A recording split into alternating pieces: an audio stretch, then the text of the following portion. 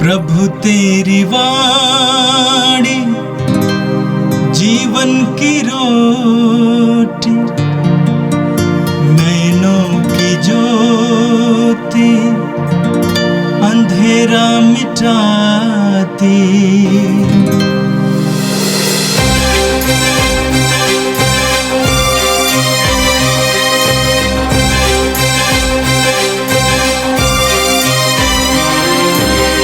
प्रभु तेरी वाणी जीवन की रोटी, नैनों की ज्योति अंधेरा मिटाती। प्रभु तेरी वाणी जीवन की रोटी, नैनों की ज्योति अंधेरा मिटाती। वाणी वाणी वाणी वाणी वाणी पवित्र है, शाश्वत है, जीवन का मन्ना है। 5 मार्च गुरुवार। पहला पाठ नबी यिर्मयाह का ग्रंथ, अध्याय 17, वचन संख्याएं 5 से 10 तक। प्रभु यह कहता है, धिक्कार उस मनुष्य को जो मनुष्य पर भरोसा रखता है, जो निरे मनुष्य का सहारा लेता है और जिसका हृदय प्रभु से विमुख हो जाता है। वह मरुभूमि के पौधे के सदृश है, जो कभी अच्छे दिन नहीं देखता। वह मरुभूमि के उत्पन्न स्थानों में नूनकरी और निर्जन धरती पर रहता है। धन्य है वह मनुष्य जो प्रभु पर भरोसा रखता है, जो प्रभु का सहारा लेता है। वह जल स्रोत के किनारे लगाए हुए वृक्ष के सदृश है, जिसकी जड़ पानी के पास फैली हुई है। वह कड़ी धूप से नहीं डरता, उसके पत्ते हरे भरे बने रहते हैं। सूखे के समय उसे कोई चिंता नहीं होती, क्योंकि उस समय भी वह फलता है।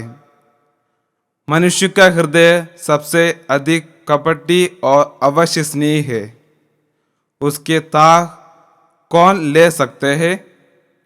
मैं प्रभु मनुष्य का हृदय अंतरदम जानता हूँ।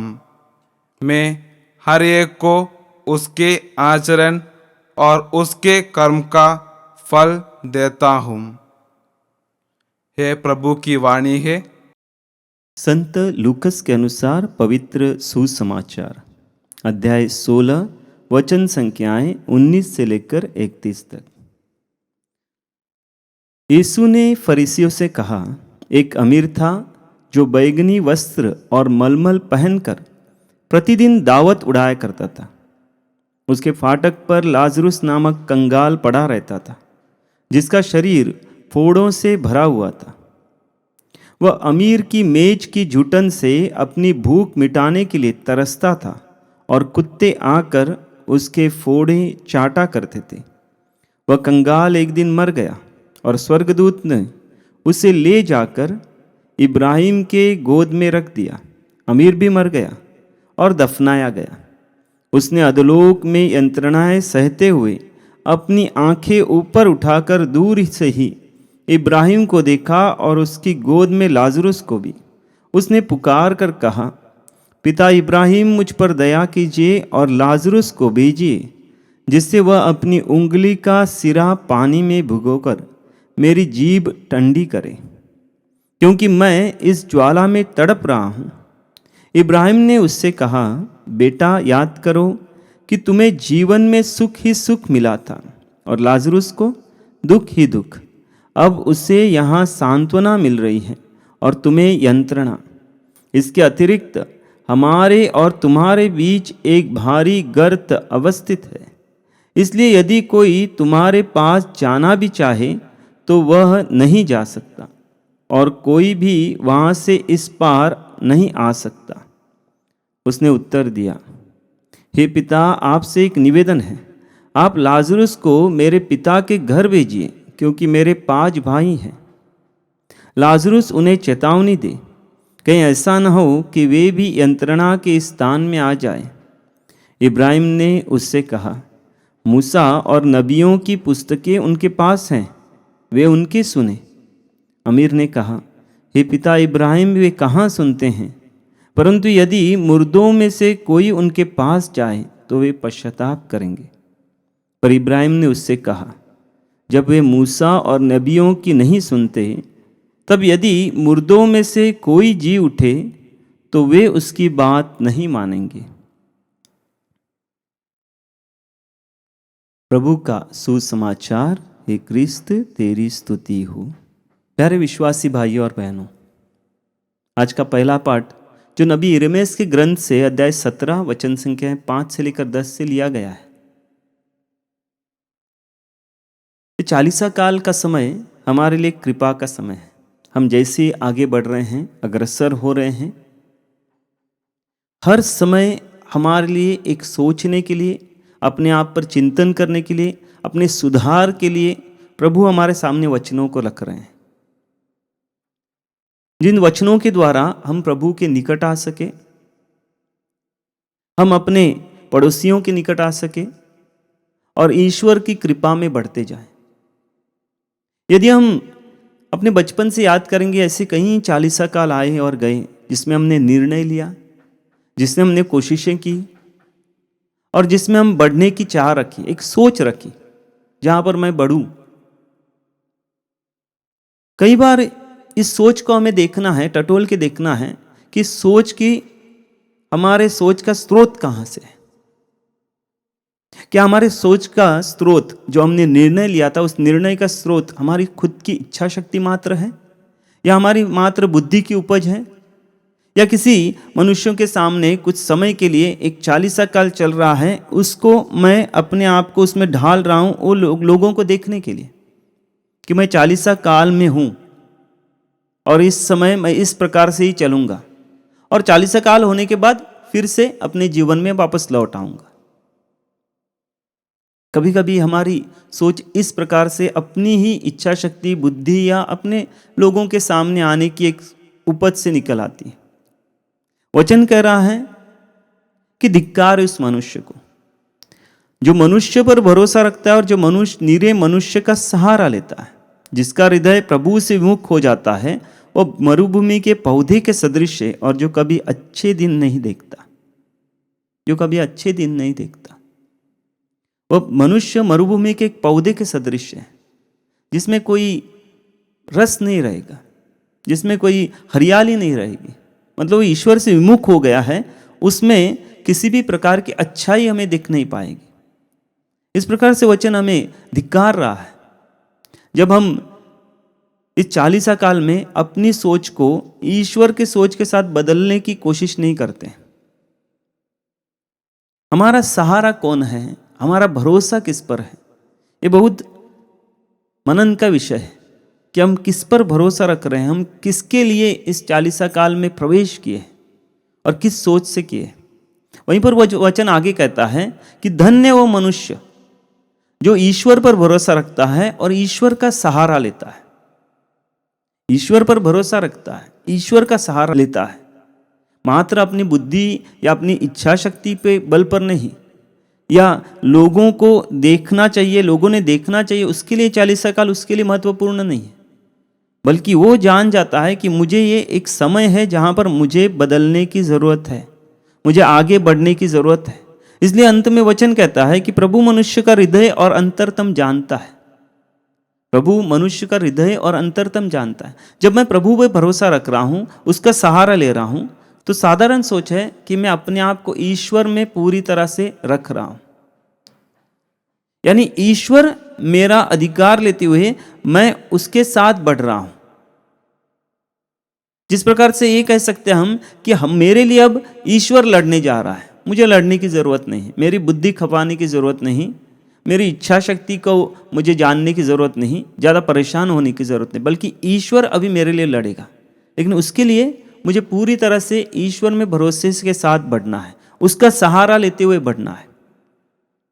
देखिए, एक बात मेरे दिमाग में आती है, वो है कि अगर हम पापों पर अपना ध्यान लगाते रहेंगे, अपनी कमजोरियों पर अपना ध्यान लगाते रहेंगे, हम कभी भी उसमें से बाहर नहीं निकल पाएंगे।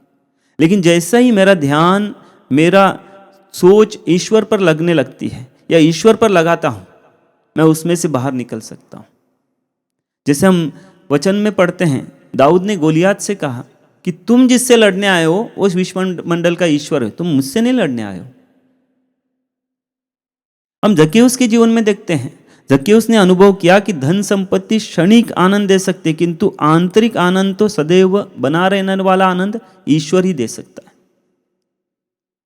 हम उस पापिनी स्त्री से जान सकते हैं कि ईश्वर के सिवा भरोसे का और कोई पात्र नहीं है। और उसका साधारण कारण है क्योंकि वो अंतरतम में झांकता है, वो हमारे हृदय में झांकता है। वचन कहता है ईश्वर, मनुष्य का हृदय तो कपटी है। वचन कह रहा है कि मनुष्यों का हृदय तो कपटी है, लेकिन ईश्वर जब झांकता है वो हमारे अंतरतम में झांकता है। हम मनुष्य हमें ठुकरा सकते हैं, धोखा दे सकते हैं, लेकिन ईश्वर हमें कभी भी छोड़ेगा नहीं, क्योंकि हमारे साथ रहने वाला ईश्वर है, जो हमारे हृदय में झांकने वाला ईश्वर है।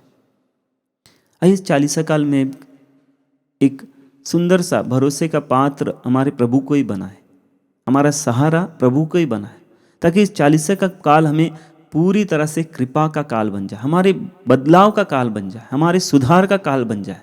प्यारे विश्वासी भाइयों और बहनों, आज का सुसमाचार जो लूकस रचित सुसमाचार से लिया गया है, अध्याय 16 वचन संख्या 19 से लेकर 31 तक, प्रभु एक करुणा का आह्वान हमें करते हैं।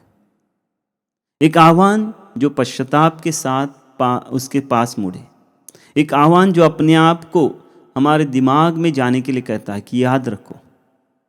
उपदेशक ग्रंथ में हम वचन पढ़ते हैं, अध्याय 11 वचन संख्या 9, अपनी जवानी में आनंद मनाओ, अपनी युवावस्था में मनोरंजन करो, अपनी आँखों की अभिलाषाएं पूरी करो, किंतु याद रखो कि ईश्वर तुम्हारे आचरण का लेखा मांगेगा। बहुत सुंदर वचन है। आज के सुसमाचार के पाठ में हम पढ़ते हैं एक अमीर का बारे में और एक लाजरुस जो गरीब है। वचन कह रहा है कि अमीर अपने शान शौकत में था, मलमल में कपड़े पहन रहा था और दावतें उड़ा रहा था। अपनी संपत्ति मैंने कमाया, मैं मौज मस्ती कर रहा हूं। ना ईश्वर पर उसका ध्यान है, ना पड़ोसी पर उसका ध्यान है। हम साधारण अर्थ में यही कहेंगे, ना ईश्वर की उसे चिंता है, ना पड़ोसी की उसको चिंता है, और अपने जीवन में मस्ती में चल रहा है। वहीं पर वचन कहता है कि एक ऐसा भी व्यक्ति उसके दरवाजे के पास है जो पूरी तरह से कोड़ों से भरा हुआ है, कोड़े उसके ऊपर है, उसको खाने को नहीं मिलता है, वो झूठन खाता रहता है। और उसका नाम है लाजरस। लाजरस नाम का अर्थ है ईश्वर जिसकी सहायता करता है। देखिए, ये संसारिक जीवन में हमें एक समय दिया गया है और प्रभु हम में से हर एक को एक सौभाग्य देता है, ताकि एक सांसारिकता के जीवन में जीते हुए ईश्वर की इच्छा को हम पूरी कर सके।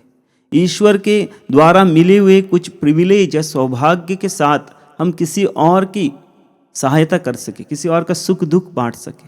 हमें जब अमीर व्यक्ति में बारे में वचन कहता है तो इस तरह से वो चल रहा है जैसे कि उसे सिर्फ उतनी उसकी ही चिंता है और वो जानता है कि मैंने कमाया है, मैं गंवा रहा हूँ। जिस प्रकार हम नबी दानियल के ग्रंथ में अध्याय 4 वचन संख्या 31 में पढ़ते हैं, उसके आगे पढ़ते हैं राजा नबूखदनेस्सर के बारे में। वचन कहता है कि जैसे ही उसने अपने आप में जीने के लिए शुरुआत की, वो सोचने लगा मैंने ही किया है, मैंने ही कमाया है, ये मेरा सामर्थ्य है, ये मैंने किया है। और वचन कहता है कि वो जानवरों जैसा जीवन जीने लगा। नबूखदनेस्सर जानवरों जैसा जीवन जीने लगा। कई बार हम अपने जीवन में जब अपने पन में चलने लगते हैं, स्वार्थ में इतने अंधे हो जाते हैं कि कभी कभी हम जानवर बन जाते हैं। इतना स्वार्थ हमारे अंदर आ जाता है कि हम जानवरों जैसा आगे बढ़ने लगते हैं। लेकिन वचन आगे कहता है उसी ग्रंथ में, दानियल के ग्रंथ में, जैसे ही नबूखदनेस्सर ने अपनी आंखें स्वर्ग की ओर उठाई, जैसे ही नबूखदनेस्सर ने अपनी आंखें स्वर्ग की ओर उठाई, उसकी बुद्धि खुल गई और वो जान गया कि ईश्वर ही एकमात्र सामर्थ्यशाली है, मैं उसके सामने कुछ नहीं। उसने स्वीकार किया और वचन कहता है उसने फिर से सब कुछ पा लिया। यहाँ पर एक ऐसा व्यक्ति है अमीर जो अपने आप में रह रहा है, और वचन कहते हैं उसका मृत्यु हुई और लाजरस की मृत्यु हुई। जब स्वर्ग के द्वार पर लाजरस इब्राहिम की गोद में है, अमीर यंत्रणाएं सह रहा है, परेशानी में है, नरक में डाला गया है। अमीर पुकार कर कहता है मुझे ठंडक के लिए लाजरस को भेजिए, थोड़ा सा वो भी मेरा दुख बांटे। लेकिन इब्राहिम उसे याद दिलाता, याद करो तुम्हें सुख ही सुख मिला था और उसे दुख ही दुख मिला था। काश तुमने उस समय उसका सुख बांटा होता, दुख बांटा होता, उसकी परेशानियों को बांटा होता, उसकी यंत्रणाओं को बांटा होता, तो आज वह तुम्हारी दुखों को बांटता। साधारण सा किस्सा हमारे सामने रखा है। क्या हम दूसरों के जीवन में कभी दुख बांटने के लिए तैयार हैं? क्या कभी दूसरों की परेशानियों को बांटने के लिए तैयार है? ये चालीसा काल उसीलिए हमें बुलाता है, एक अच्छा पश्चाताप का आह्वान। जिस प्रकार अमीर उस इब्राहिम को कहता है, पिता इब्राहिम, भले ही मैं अभी नरक में हूँ, लेकिन मेरे पिता के घर भेजिए लाजरस को, ताकि मुर्दों में से कोई जी उठा है वो जान जाएगा कि वो बोल रहा है कि अभी पश्चाताप करो। लेकिन वहाँ प्रभु का वचन उनके सामने रखा गया है। प्रभु का वचन कहता है अगर प्रभु उसको प्रेरणा दे रहा है और वो नहीं प्रेरित हो रहा है, तो और कोई भी प्रेरणा उसे काम नहीं आएगी। अगर प्रभु का वचन किसी को प्रेरित कर रहा है, वो अगर प्रेरित नहीं हो रहा है तो कभी प्रेरित नहीं हो पाएगा। मेरे लिए और आपके लिए 40 काल प्रभु का वचन प्रेरणा दे रहा है। ये उपयुक्त समय है। जिस प्रकार संत पौलुस कुरिन्थियों के नाम लिखे पत्र, दूसरे पत्र अध्याय 6 वचन संख्या 2 में कहते हैं कि देखिए अभी उपयुक्त समय है, अभी कल्याण का दिन है। उपयुक्त समय यही है, कल्याण का दिन यही है। हमें लौटने की ज़रूरत है, हमें एक ऐसे पश्चाताप की ज़रूरत है जिसके द्वारा हम प्रभु के पास आए। हमें ईश्वर के पास लौटकर अपने पड़ोसी के साथ उसका सुख दुख बांटने की ज़रूरत है, उनकी परेशानियों के जानने की ज़रूरत है, उनके दुखों को जानने की ज़रूरत है। और 40 काल उसीलिए हमें पुकार रहा है, एक ऐसा आह्वान जहाँ पर हम दूसरों के प्रति करुणामय बने, एक ऐसा आह्वान जहाँ पर अपने पापों के लिए पश्चाताप करें, एक ऐसा आह्वान जो धन संपत्ति से भी बढ़कर प्रभु पर भरोसा रख सके, ईश्वर पर भरोसा रख सके, अपनी संपत्ति स्वर्ग में रख सके। जहाँ पर वचन कहता है मत्ती का सुसमाचार अध्याय 6:20 में, स्वर्ग में अपने लिए पूंजी जमा करो जहाँ न तो मोर्चा लगता है न कीड़े खाते हैं। याकूब अध्याय 4 वचन संख्या 17 में वचन कहता है जो मनुष्य जानता है कि उसे क्या करना चाहिए किंतु नहीं करता, उसे पाप लगता है। कलीसिया हमें यही बताती है, उपेक्षा का पाप भयानक पाप है, सिन ऑफ ओमिशन। इस सुंदर से समय में अपने आप को प्रभु के चरणों में रखें, उसके हाथों में समर्पित करें, वही हमारा भरोसा माने। अब उसी के साथ साथ दूसरों के प्रति करुणामय बने।